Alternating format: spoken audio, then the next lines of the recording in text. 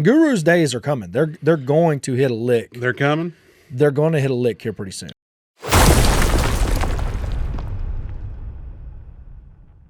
I hate my rental properties some days.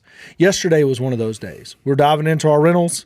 And so for our personal rentals, we escrow property taxes and insurance.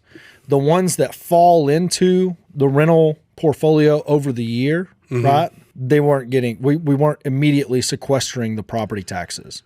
So we end up with this giant property tax bill, right? And I say giant, I think we pay probably around $200,000 a year in property taxes for everything. A lot of it's escrowed, but some of it's like, oh shit, you're going to need another 30 to do that. And it's like, there's so many moving pieces. I'm having an epiphany right now as you're speaking. So there's so many moving pieces of this business. And we have all that stalled flip inventory that normally would have already moved, but now we've got a full year's worth of property taxes on it. Because normally the inventory we would hold right now, we would have bought it in October maybe. And so the taxes, last year's property tax would have been paid at that closing. But we've got stuff that we've owned before October, and now we owe all those property taxes, and it's like, boom, all of a sudden you've got to come up with $35,000 to pay all these property taxes, right? And it's going to come out of an operating account. And what do you think my next thought is after I've got to pay $35,000 in property taxes? The thing is, you got to let, this is a collaboration. We have to talk. We have to have a conversation.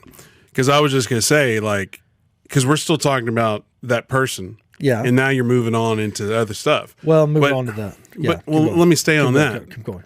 Because that's more fun and entertaining for both of us to see how far we can go without dropping too many hints of who it is. Okay. The epiphany I was having, though, is everything you're talking about is wealth building. Even if you have a shit property, if you hold it long enough, science will tell you, or history will tell you, that it'll be all right. Like, because even in the 08 crash, there was a lot of shit out there. But if you could hold on, you were fine in a couple years or multiple years. So, but the thing is about that, that's not sexy.